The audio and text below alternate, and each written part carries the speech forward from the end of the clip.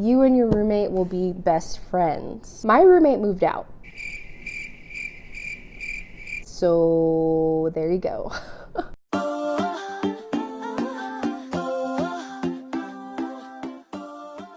What's up guys, my name's Lauren C and this is Life with Me. If you're new to the channel, welcome, glad to have you. Go ahead and hit that subscribe button.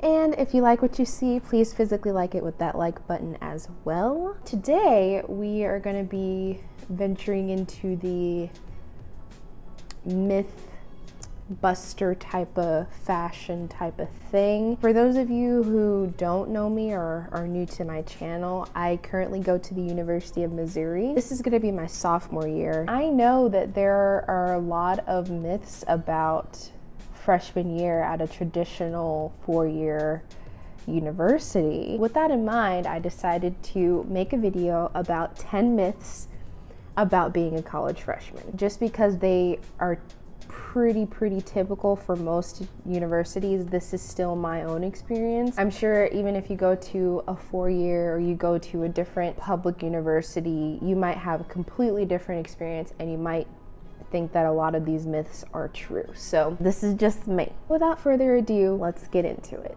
Myth number one, you'll gain the freshman 15. That is false.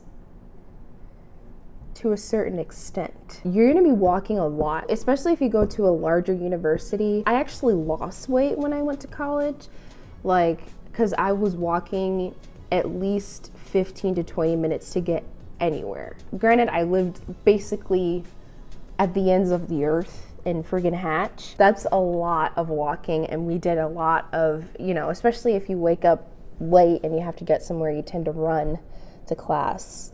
Shout out to my 8 a.m. Myth number two, you'll meet your best friends ever. So I had a friendship all throughout first semester, and I honestly thought we were gonna be really good friends. We'd see each other cry, we hung out all the time, and went to the same church, all of this stuff. But then they kind of just ended up tolerating me and not really seeming to want me in their life. I was kind of just set aside, given that category of if you leave, fine. If you don't, okay. So that was very difficult for me. I definitely made more connections in the second semester than I ever did in the first with two amazing girls, Belle and Ashley. If you watch my cookie jar video featuring both of them, that'd be greatly appreciated. I think they're sticking around for a while. As for this other person, I don't really have any bad feelings towards them. I just think that they didn't want to be in a closer friendship with me, and that sucks, but number three, you'll get involved immediately. If you don't get involved right away,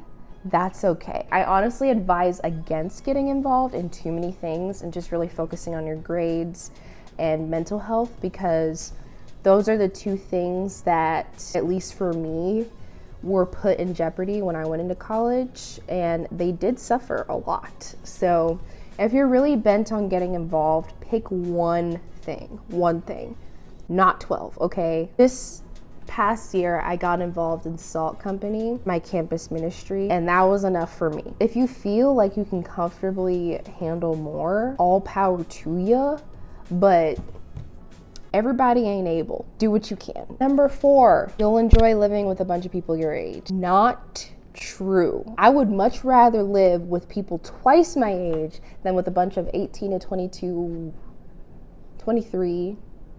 Well, yeah, it can be 23. Shout out to all my fifth years. No judgment here. One, a lot of us suck at manners. Holding doors open for each other, please. Saying thank you, absolutely not. Okay, two, we suck at cleanliness. Okay, we suck. I talked about this in my other video, 9 things I can't stand about college. We just have this aversion to cleanliness. I mean, it's honestly a safety hazard. Three, there is always some type of noise going on. It's either tipsy folks, people playing loud music, people doing, the nasty. Okay, people will always make noise, okay? You may be one of them. And if you are, do me a favor, please. Get out of here. Get out of here, man. You and your roommate will be best friends. My roommate moved out. So there you go. I am kind of a bad example for this because my roommate situation was very atypical. Usually you stay with the same roommate all year, but like, oof. But like mine just moved out because she was friends with a girl on another floor and their schedules coincided with each other's better, which is what she told me. But honestly,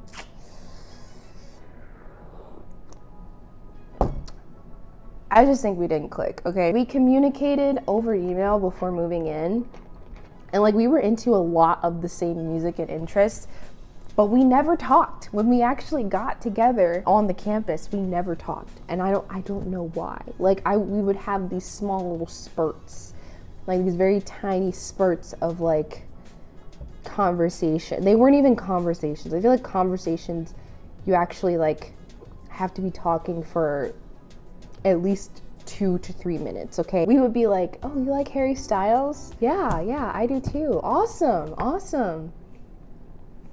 Cricket, cricket, chirp, chirp, okay? That's all we would have. We would have spurts, not conversations. I've said more words to her in email than I ever said to her in person. And we lived together for 5 months, okay?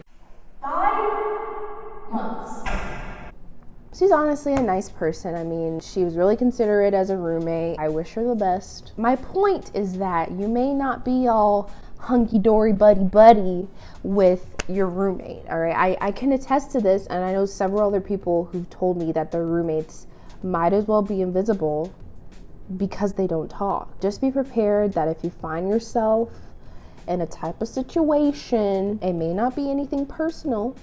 It's probably just a personality difference. If you're the person who is me in that situation, is like, I want to talk to you, like, speak now. Don't feel pressured to have conversations every time you see your roommate. If your roommate is shy, they're shy. Sometimes silence is golden. And chances are, if the friendship is meant to happen, it will. Another myth, you'll adjust easily. No. Who said that? I don't know, okay? Lots of students, including myself, took forever to adjust. In fact, I'm still not used to college, especially now. People might act like they're doing fine, but most likely they're not. Everyone has some sort of issue or struggle going into college, whether it's homesickness, grades, getting used to responsibility, making friends, all of the above. But it's honestly a process, and like you don't know when or if you'll ever be truly finished with that process because things are always changing. It's okay if it takes that long to adjust. Don't let anyone rush you either, all right? Because we all have different mental and emotional clocks. So you can take as much time as you need. And however much that is, all depends on you and you alone. Look at me spitting straight mini TED Talks over here. You're welcome. Another myth is that you'll stick to a schedule. No, you won't. College is a spontaneous realm if I ever saw one, okay? You may want to stick to a schedule and be organized, and you might succeed for a little bit, but that doesn't mean that your plans will never be interrupted. Someone may ask, hey, you wanna go to lunch or something? Or, wanna go to the movies? Or the more common, hey, we should totally hang out. And you, being a new freshman who probably desires friendship, will likely take these offers. But even if you focus solely on school and not social activities, there will be things beyond your control that will interfere with your day, okay? Point blank period. For example, fire drills. At 3 a.m., a highly inebriated individual pulled the fire alarm during homecoming weekend, and it was so cold outside. I wanted to slap him. I wanted to find him, slap the drunk out of him, and tell him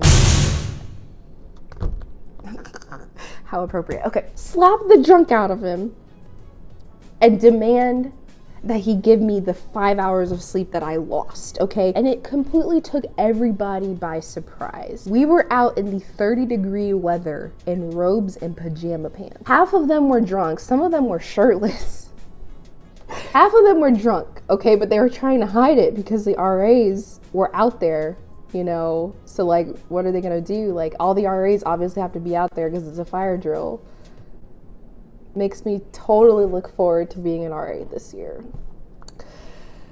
It was a fun time. There will always be things that interfere with your plans. The way you react to them is up to you, but they're inevitable either way. Another myth is that everyone parties. Wrong. If you choose not to party, whether it's for your religion, for safety, or you just don't feel like turning up, you don't have to. There was a solid group of like 8 people on the floor that I hung out with who just did not drink, and we did just fine. Don't get me wrong, like, you won't go unaffected by drinking or partying. Like I said earlier, noise is always a factor in most universities, and you really can't escape it, honestly. It's just a reality. However, you can choose whether or not to be around alcohol and parties and drugs, because those do exist too. Listen, there's something for everybody. If you don't want to go to parties, don't go, and there are other fun things that you can do. If you do want to go to parties, you can basically have a great time because there's tons of them. All right, I can tell you. Last but not least, you'll have zero fun at all. This is completely untrue. A lot of people think of college with this like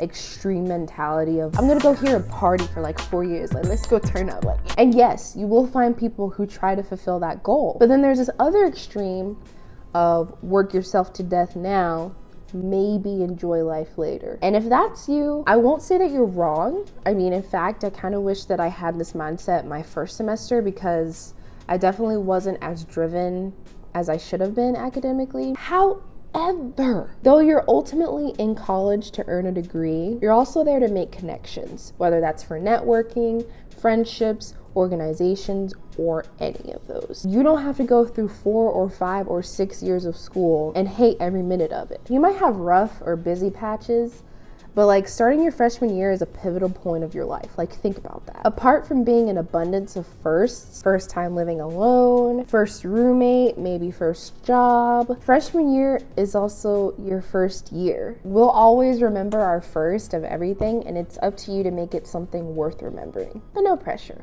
That's all I have for you guys today. I go back in an actual week and a half, because this is the half-point mark, and I'm gonna be really excited. Look forward to a MIZZOU college move-in vlog very soon to a screen near you. Until then, give this video a like, a comment, and subscribe. I'll see you guys in the next one. Stay safe, stay sane, and bust the myth. That was corny as heck. Oh my god.